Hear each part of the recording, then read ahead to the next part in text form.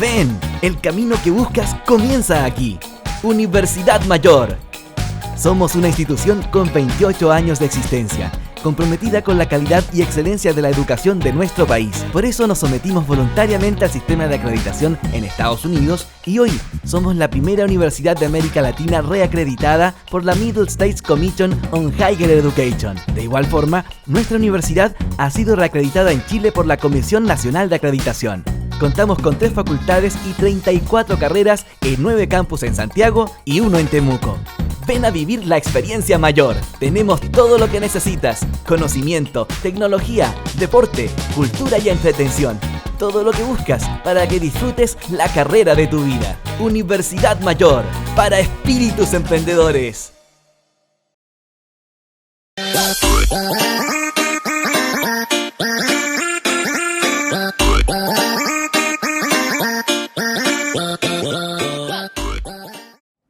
Hola a todos, ¿cómo están? Bienvenidos a la clase, a la 7ª clase de física. Hoy día vamos a revisar, como siempre, el temario de Emre al principio de las clases pasadas y démosle. Seguimos con el temario de la parte común de física. Ojo que hemos estado viendo siempre el temario de Emre y de eso yo estoy sacando los temas para que ustedes no estudien de más y para que yo no les enseñe de más tampoco. Entonces, ojo con el temario del DEMRE. Yo sé que lo subieron en algún momento a la página de Facebook del Puntaje Nacional, sé que está en muchas partes, así que pónganle ojo y ya que somos hartos que estamos estudiando, atento con eso, ¿ya? Entonces, habíamos hablado de la clase pasada y en realidad todas las otras clases del movimiento. Vimos su descripción, específicamente en la clase pasada, del movimiento rectilíneo uniforme y del acelerado, ¿ok? Vimos su fórmula analítica, que es la fórmula, la ecuación itinerario, y su representación gráfica. Entonces, para acordarnos un poco de la representación gráfica, hablamos del plano cartesiano, que tiene distintas formas, ¿cierto? Para ser como visto este plano cartesiano, porque lo podemos analizar desde varios puntos de vista. Entonces, el primero y el más importante es que todas las rectas, ¿cierto?, tienen una pendiente, ¿cierto? Y sabemos también que esto tiene más pendiente que esta que está acá abajo. Dijimos que la pendiente era cuánto avanzo en el eje Y si es que yo avanzo algo en el eje X, ¿cierto? Por lo tanto, vamos a tener más pendiente si es que el avance en el eje Y es más pronunciado que el avance en el eje X, ¿ok? Entonces acá tenemos distintos tipos de pendientes: la pendiente positiva, la pendiente negativa. Aquí no existe pendiente, ¿cierto? Y finalmente acá tenemos una pendiente cero. Cuando hablamos de estas pendientes, nos sirve para analizar los gráficos que están, ¿ok? ¿A qué me refiero? Como les dije recién, la pendiente es el eje Y dividido en el eje X. Y por eso vamos a poder relacionar cantidades físicas que están siendo graficadas en los distintos ejes, ¿ok? La parte analítica, ¿cierto? La matemática de los gráficos de la física se ve fácilmente si es que tomamos las unidades de los ejes y las multiplicamos o las dividimos. Si las dividimos, vamos a sacar la pendiente, y si sacamos la pendiente vamos a hacer, por ejemplo, la velocidad, ¿sí? ¿Qué pasa si sacamos el área debajo de la curva? El área debajo de la curva es multiplicar los ejes, porque si se fijan, esto es base por una altura, ¿cierto? Si multiplicamos la base por la altura vamos a tener el área debajo de esta curva, y eso nos va a significar saber alguna otra cantidad física de este gráfico, ¿ok? Ahora, ¿cómo lo aplicamos esta cosa? Multiplicando entonces un delta Y y un delta X, una sección en el eje X y una sección en el eje Y. Se multiplican para sacar el área debajo de este gráfico, y vamos a tener finalmente que la división de los ejes nos va a dar la pendiente y la multiplicación de los ejes nos va a dar el área. Entonces le vamos a poner un ejemplo que es el que hicimos en la clase pasada. De la clase pasada nos acordamos que habíamos hecho un gráfico de velocidad-tiempo, que es este que está acá, velocidad en el eje Y, tiempo en el eje X, y con este gráfico podemos sacar varias cosas. Si sacamos el área debajo de la curva, que fue lo que hicimos en la clase pasada, para eso tuvimos que dividir el gráfico en varias partes, ¿cierto? El área 1, el área 2, el área 3, el área 4 y el área 5. Cada una tiene una distinta fórmula, porque en realidad no sabemos una fórmula para sacar el área de un polígono de esta forma, pero sí podemos dividirlo en rectángulos, cuadrados y triángulos, ¿cierto? El área de este rectángulo es la altura por la base, ¿cierto? El área de este triángulo es la base por la altura dividido en 2 y así, ¿cierto? Así es como vamos a poner como los deltas, o sea, los pedacitos que estamos usando, ¿cierto? En esta tabla ahí podemos sacar la distancia. ¿Cómo sabemos que es la distancia? Porque estamos multiplicando los ejes. Acá tenemos metro por segundo y allá tenemos segundo. Entonces podemos dibujar, o podemos hacer la multiplicación. Metro por segundo, multiplicado por segundo, se van los segundos y nos quedan unidad de metros. Y por eso nosotros sabemos que es la distancia, ¿cierto? Podemos dividir los ejes. Si dividimos los ejes, nos va a quedar metro dividido en segundo cuadrado. Y eso es la aceleración. Por lo tanto nos dice que la pendiente en este gráfico es la aceleración que tiene este cuerpo.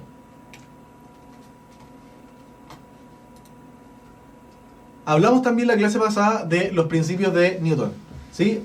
Nos pasamos de cómo se genera del movimiento en sí a cómo genero yo el movimiento, ¿sí? El movimiento lo genero usando la fuerza, ¿cierto? La fuerza es lo único que puede cambiar el movimiento. Por lo tanto, nos referimos primero a qué hizo Newton. Entonces Newton vio la naturaleza, observó la naturaleza y se dio cuenta de tres cosas, ¿cierto? Primero, que todo cuerpo va a estar en su estado original de movimiento uniforme o de reposo, rectilíneo, ¿cierto? A no ser de que haya una fuerza que cambie su estado de movimiento. A eso le llamamos la ley de inercia, ¿cierto? La ley de inercia nos dice que todos los cuerpos, y es una propiedad de la materia, este caballero lo único que hizo fue describir lo que vio. En base a eso, él comenzó a construir física, pero él partió definiendo estos conceptos. Él dijo, ok, yo observo que la materia, ¿cierto?, se mantiene en movimiento uniforme y rectilíneo a no ser de que haya alguien que lo frene o alguien que lo cambie, ¿sí? Entonces, la inercia es ese concepto. La inercia significa que el cuerpo va a permanecer en su estado de movimiento de reposo a no ser de que haya una fuerza, ¿cierto?, que no sea cero y que lo cambie, ¿cierto? Entonces, por ejemplo, acá este caballero que está ahí va con su bicicleta, ¿cierto? Avanza con la bicicleta, se tropieza con esta roca, pero la roca en realidad no detiene al caballero, la roca detiene solo la bicicleta. Este caballero va a seguir en su estado de movimiento porque es la propiedad de la materia. El caballero está hecho de materia, de átomos, de partículas, ¿cierto? Y la propiedad de estas partículas, de esta materia, es que va a seguir en su estado de movimiento a no ser de que alguien lo detenga. Aquí lo único que se detuvo fue la bicicleta, no el caballero, son cuerpos separados, ¿ok? Entonces, la segunda ley de Newton nos dice que el cambio de movimiento, o sea, esta forma de modificar, ¿cierto?, el desplazamiento de un objeto es proporcional a una fuerza, ¿sí? El cambio de movimiento lo podemos hacer para aparecer como un cambio en la velocidad en el tiempo, ¿ok? Entonces yo cambio una velocidad en un cierto tiempo y eso me dice que tengo una fuerza impresa, ¿sí? Esto ocurre en línea recta a lo largo de la fuerza y ese es el movimiento que se va a cambiar, ¿ok? La tercera ley de Newton nos dice que para cada fuerza va a haber una fuerza contraria e igual en magnitud llamada fuerza de reacción, ¿cierto? Estas fuerzas actúan en cuerpos distintos. Él se dio cuenta de que cada vez que yo realizo una fuerza, el cuerpo al que yo le realizo la fuerza realiza una fuerza hacia mí, ¿ok? Por lo tanto, todas las fuerzas, ¿cierto?, van de a pares, ¿cierto?, actúan en cuerpos distintos y son generadas con igual magnitud pero con dirección contraria. Entonces lo que dice esta ley, la tercera ley de Newton, dice que si la fuerza se ejerce en el cuerpo, la ejerce el cuerpo 1 sobre el cuerpo 2, el cuerpo 2 va a ejercer una fuerza sobre el cuerpo 1 que va a ser igual, ¿cierto?, pero con el signo contrario. Estamos repasando la clase pasada por si acaso. Por eso voy un poco rápido también. Y también hablamos de muchos tipos de fuerza, ¿sí? Como por ejemplo el peso. El peso es lo que explica el por qué las cosas caen y son atraídas hacia la Tierra. Esto, la típica manzana de Newton que le cayó en la cabeza, no sé qué. En realidad no creo que haya sido tan así. Es una metáfora para capturar la genialidad de Newton, porque en realidad todo el mundo sabía que las cosas caen, ¿cierto?, hacia el suelo. Y todo el mundo quería explicar esas cosas. El problema es que nadie podía. Hasta que apareció Newton, ¿sí? Newton describió el cálculo, necesitó generar el cálculo como herramienta matemática para generar este tipo de descripción. Y se dio cuenta que hay una gravedad, ¿cierto?, que ya había sido medida por gente en el pasado, ¿cierto? Galileo sabía que había gravedad, ¿sí? Galileo sabía que dos cuerpos que caen, independiente de la masa que tengan, van a caer con la misma aceleración. Eso se llama caída libre y eso es súper importante que ustedes sepan. O sea, si yo tiro una pelota de tenis y tiro a mi mascota por la ventana, los dos se van a demorar lo mismo en llegar al suelo, ¿sí? Aunque sea increíble, si quieren hagan la prueba. No tiren a su mascota, tiren, no sé, algo que sea mucho más pesado que la pelota de tenis. Tiren, no sé, una tele, ¿sí? Vayan a su pieza, tomen la tele, tomen la pelota de tenis, suéltenlas y se van a dar cuenta que caen al mismo tiempo. ¿Por qué? Porque las dos están siendo sometidas a la misma fuerza, la fuerza del peso. Hablamos también de la tensión. La tensión es la fuerza que hace que se transmita una fuerza a través de una cuerda, ¿sí? Entonces, la tensión tiene que estar con los dos extremos atados, ¿cierto? Y tensados con la misma cantidad de fuerza, porque si es que uno tira más que el otro se lo van a llevar y la idea es que la cuerda esté en equilibrio. Lo único que va a pasar es que la fuerza de tensión se va a transmitir a través del cable. Esa es la tensión. Hablamos también de la fuerza normal. La fuerza normal es la reacción de la superficie ante el peso de un objeto. En realidad no es la reacción de la Tierra, es la reacción de la superficie. Entonces, la Tierra nos atrae este cuerpo hacia abajo y el cuerpo obviamente atrae a la Tierra, ¿cierto? Y esos son los pesos. La normal es la reacción de este cuerpo al interactuar con esta superficie, porque lo que pasa es que como la Tierra está empujando, básicamente ese empujar hacia abajo lo va a recibir esta superficie. Entonces la superficie va a ser empujada con la fuerza del peso. Entonces la superficie tiene que reaccionar a esa fuerza y es esa reacción a la que nosotros llamamos normal. La fuerza normal es siempre perpendicular a la superficie, no a la Tierra, ¿sí? Esta superficie puede estar inclinada y la normal va a estar en esa dirección, ¿ok? Entonces, en este caso, debido a que las fuerzas están horizontales y verticales, la fuerza neta, en este caso, es cero porque el cuerpo no se está moviendo. ¿Qué fuerzas están en este cuerpo? Estamos haciendo un diagrama de cuerpo libre. En este cuerpo está la fuerza normal y la fuerza peso. La fuerza peso apunta hacia abajo y la fuerza normal apunta hacia arriba. Por lo tanto, le ponemos el signo menos a la fuerza peso porque apunta hacia los negativos, ¿sí? Entonces tenemos 0, que es la fuerza neta, va a ser igual a la suma de todas las fuerzas. ¿Qué fuerza? La fuerza normal menos la fuerza del peso. Por lo tanto, en este caso, si despejamos la normal, va a ser igual al peso. Pero solamente en este caso, si el plano está inclinado, vamos a tener otra fuerza normal, ¿ok? Hablamos al final, ¿cierto?, de la fuerza de roce. La fuerza de roce es la fuerza que ocurre, ¿cierto?, en la interacción de un cuerpo que está en movimiento con otro cuerpo cualquiera, ¿cierto?, debido a la rugosidad que tienen los cuerpos intrínseca, ¿sí? Nosotros sabemos que en realidad no hay superficie plana, por lo tanto siempre van a haber rugosidades, ¿cierto?, en la materia. Esa rugosidad va a implicar que las dos materias, los dos objetos van a estar entrelazados, ¿cierto? Y para romper esos enlaces voy a necesitar fuerza. Esa es la fuerza de roce. El roce entonces es algo que se va a oponer al movimiento porque van a estar entrelazados como están mis dedos. Y por lo tanto, para poder romper este enlace vamos a necesitar otro tipo de... vamos a necesitar fuerza, ¿cierto? La fuerza de roce va a depender de cuán grande sea esta interacción, ¿cierto? Y además va a depender de un coeficiente de roce. El coeficiente de roce es de cada uno de los materiales, depende de cada uno de los materiales, porque claramente entenderemos que un neumático, ¿cierto?, está hecho para tener mucho roce. En cambio, no sé, patines, la idea es que en hielo, la idea es que no tengan mucho roce, para que se deslicen, ¿cierto? Entonces vamos a tener distintos tipos de coeficientes de roce y eso va a depender de cada material, ¿ok? Entonces la fuerza de roce va a ser igual a el coeficiente de roce por la normal y la normal ya sabemos cómo calcularla y el coeficiente de roce es un número que nos van a dar como dato. Finalmente, la clase pasada hablamos de la aplicación de la ley de Hooke para explicar los fundamentos y los rasgos del gramómetro, etc. La ley de Hooke es... acuérdense que este caballero fue un contemporáneo de Newton. Este caballero quería explicar también muchas cosas de las fuerzas y se dio cuenta que cuando yo pongo una masa, ¿cierto?, en un resorte, este resorte se va a estirar y va a llegar a un punto en que no se va a seguir estirando porque hay algo que está empujando a la masa para dejar de estirarlo.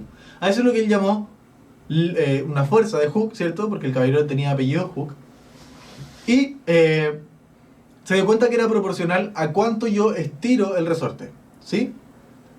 Entonces, si yo estiro el resorte un delta X, ¿cierto?, la fuerza va a ser igual a menos K, que es la constante del resorte, que es lo mismo que, muy parecido a lo que es el coeficiente de roce, ¿cierto? El coeficiente de roce depende de cada material, la constante elástica depende de cada elástico, depende del material del elástico, de la forma del elástico, del montones de cosas del elástico, ¿cierto? Pero al final es un número que nos va a decir cuánta fuerza va a entregar el resorte dependiendo de cuánto yo lo estire, ¿sí? Si yo lo estiro el doble, entonces el caballero me va a entregar el doble de fuerza. Y va a haber un punto en que esta curva se va a romper, ¿cierto? Porque hay un punto en que deja de comportarse linealmente y el elástico deja de entregar la fuerza que debería entregar, ¿sí? Pero eso en realidad no nos importa mucho, lo que nos importa es saber que este elástico, ¿cierto?, está hecho para calibrar y medir fuerzas. Porque si nosotros calculamos, por ejemplo, cuánto se desplaza este elástico al aplicarle una cierta cantidad de masa, ¿cierto? Nosotros podemos calibrar ese elástico, este resorte y decir, ok, si yo le aplico más fuerza o más peso, este elástico va a generar más descenso, ¿cierto? Y finalmente se va a estirar más y vamos a tener otro número y vamos a poder como graficar este numerito y generar una escala como el dinamómetro, ¿ok?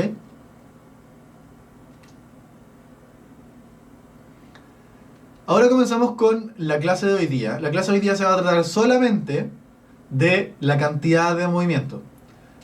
Entonces el DEMRE lo saco como explícito del DEMRE. Esto sale aquí escrito en el DEMRE, como si uno va al manual, al temario, perdón, de física, dice que el alumno debe aplicar, saber de la aplicación de la ley de conservación del momentum lineal para explicar diversos fenómenos.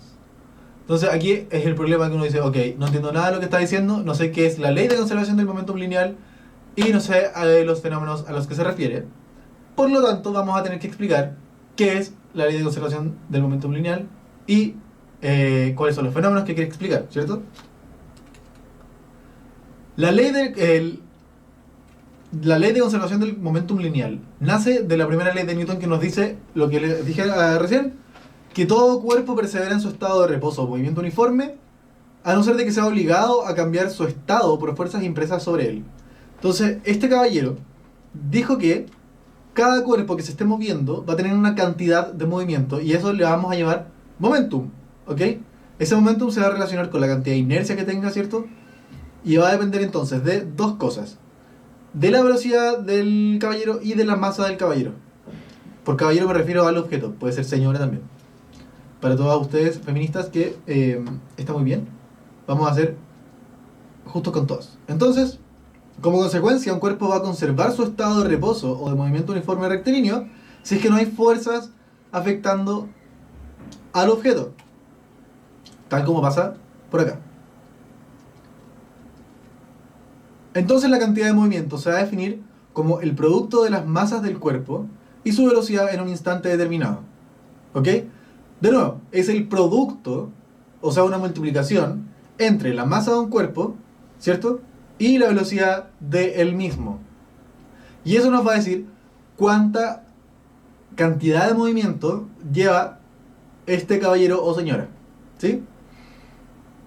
Es importantísimo entender que en realidad no solamente importa cuánta masa tiene o cuánta velocidad tiene, sino que es una relación entre ambos, ¿ok? Por ejemplo, ¿qué es más fácil de detener? Imagínense en esta situación hipotética, ustedes están en una carretera que tiene dos vías, no sé, filo, da lo mismo. La cosa es que ustedes van a ser arrollados por un auto o por un camión, ¿sí? Y ustedes tienen que escoger al auto o al camión, dependiendo de cuál prefieren ustedes por cuál prefieren ser arrollados al final, o pensándolo como positivamente, cuál va a ser más fácil o cuál vamos a tener alguna chance de detener, ¿sí? ¿Vamos a sobrevivir a un auto a 30 km por hora o vamos a sobrevivir a un camión a 30 km por hora? ¿Sí? ¿Cuál escogerían ustedes? ¿El auto o el camión? Claramente, a no ser de que quieran morir, vamos a escoger el auto, porque el auto avanza, claro, a la misma velocidad que el camión, pero tiene menos masa. El auto, al tener menos masa que el camión, genera instintivamente, nosotros vamos a decir como, ok, como tiene menos masa, lo prefiero a él porque finalmente voy a o sobrevivir o quizás lo pueda hasta detener. Entonces la cosa es que este camión, independiente de la velocidad a la que vaya, este camión nos va a arrollar y vamos a básicamente morir. La cosa es que, ¿qué pasa si ahora tenemos una camioneta y un auto, pero el auto va mucho más rápido? Entonces ahora instintivamente nosotros vamos a reaccionar a intentar detener a lo que vaya más lento, independiente de la masa de esto. Porque nos vamos a dar cuenta que instintivamente vamos a sufrir más si es que va más rápido y vamos a sufrir más si es que va con más masa, porque nos va a ser más difícil, detenerlo. Entonces en este caso, entre detener un auto a 150 km por hora y una camioneta a 30, nos vamos a guiar por la velocidad y no por la masa, y vamos a intentar detener la camioneta. Lo importante entonces es cuánta masa lleva, cuánta velocidad lleva el cuerpo y cuál es la masa de este cuerpo. Y por eso esa cantidad de movimiento es la multiplicación de las dos cosas, ¿ok? Vamos a tener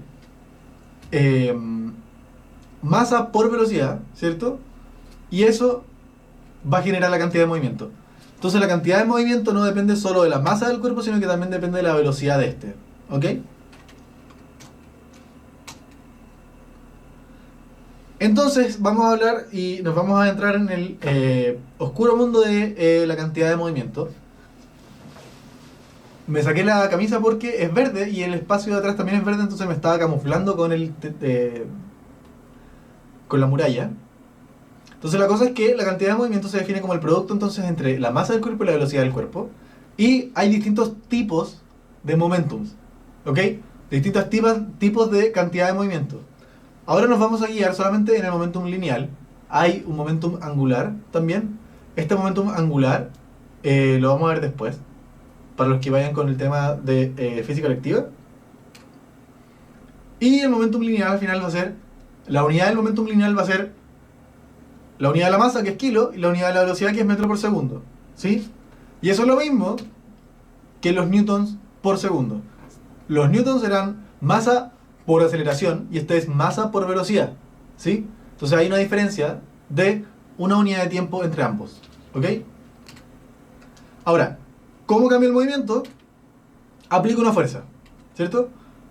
¿Cuánto cambio el movimiento? Va a depender de cuánto tiempo aplique yo esta fuerza. Si aplico la fuerza un momento pequeño, ¿cierto? El movimiento no va a cambiar tanto como si yo lo aplicara por mucho más tiempo.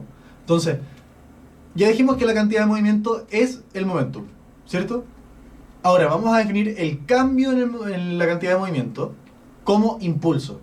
Y el impulso va a ser generado por una fuerza multiplicada por un tiempo, ¿cierto? Entonces voy a aplicar una fuerza por un tiempo.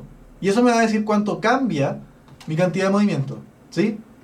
La unidad de esta cosa, de nuevo, es newton por segundo, newton por segundo, que es la misma unidad del momentum. Entonces nos está diciendo que estamos ingresando momentum o estamos quitando momentum, ¿ok? Entonces el impulso va a ser la fuerza por por un tiempo, ¿cierto? Y también va a ser igual a cuánto cambia la cantidad de movimiento en este sistema. ¿Ya? Entonces ya tenemos varias definiciones importantes. Momentum P igual M por V. Impulso I es el cambio en el momentum. Entonces, ¿cuánto cambió mi cantidad de movimiento? Es el impulso. ¿Cuánto y cómo cambio el impulso? Depende de cuánta fuerza haga y por cuánto tiempo la haga. ¿Ok? El impulso entonces al final va a ser la diferencia entre el momentum final y el momentum inicial. Entonces yo tengo un momentum inicial y tengo un momentum final después de una cierta situación, ¿cierto? Y eso va a ser igual a un cambio en el momentum, y ese cambio de movimiento lo tiene que haber generado una fuerza por un tiempo, ¿sí? En los choques, el tiempo durante el cual se aplica la fuerza es cercano a cero. Entonces, uno de los fenómenos en donde se conserva el momentum es en los choques. ¿Por qué? Porque yo tengo acá un choque, el choque va a generar una fuerza, pero va a ser casi instantánea. Por lo tanto, el tiempo va a ser muy chiquitito, y podemos hablar de que ese tiempo que está allá va a ser cero. Entonces, el impulso, ¿cierto?, va a ser cero. El impulso es el cambio en el momentum, ¿ok? Y el impulso es también fuerza por tiempo, es cuánta fuerza yo ingresé en el sistema por un cierto tiempo, ¿ok? Estas dos cosas son iguales. El momentum, la cantidad de movimiento, imagínense ustedes, están caminando, tienen una cierta cantidad de movimiento, viene alguien, los empuja, ¿cierto? Cambió su cantidad de movimiento, ahora tienen más velocidad y van más rápido hacia una dirección, ¿cierto? Cambió su movimiento, cambió su momentum. Acuérdense que el delta significa cambio. Cambió su momentum. ¿Cómo cambió? Le aplicaron una fuerza, ¿cierto? Por un tiempo. Ese tiempo fue muy chiquitito, fue cero. Por lo tanto, esto de acá es cero. Y nos dice que el momentum inicial y el momentum final tienen que ser iguales, ¿sí? O sea, el cambio en la cantidad de movimiento fue cero en este sistema, ¿ok? Entonces paso ahora el momentum inicial y nos queda que el momentum final va a ser igual al momentum inicial en los choques. Entonces, ojo con eso, cuando hay un choque, solamente cuando hay un choque, porque el choque, nosotros podemos decir que el tiempo fue cero, ¿cierto? Cuando hay un choque, vamos a hablar de que el momentum se conserva, ¿cierto? Y eso significa que la cantidad final de momentum va a ser igual a la cantidad inicial de momentum. El momentum se conserva, ¿ok? Entonces, como el momentum se conserva, vamos a pensar ahora en qué casos el momentum no se conserva. El momentum no se conserva cuando hay impulso, ¿cierto? Cuando hay impulso, cuando actúan fuerzas externas o cuando el sistema no está aislado, ¿sí? Entonces hay fuerzas que están quitándole momentum al sistema, ¿sí? Por ejemplo, si tiene una pelota, yo creo que todo el mundo lo ha hecho, ha tirado una pelota y esa pelota se va a detener en algún momento. Esa pelota se detiene porque hay una fuerza de roce, ¿cierto?, que es independiente de la pelota, que va a absorber, ¿cierto?, su cantidad de movimiento y le va a restar, y le va a restar, y le va a restar movimiento, ¿sí? ¿Cuándo se conserva el momentum entonces? Cuando el impulso es cero, cuando en realidad o no apliqué ninguna fuerza, o el tiempo en el que apliqué la fuerza fue cero.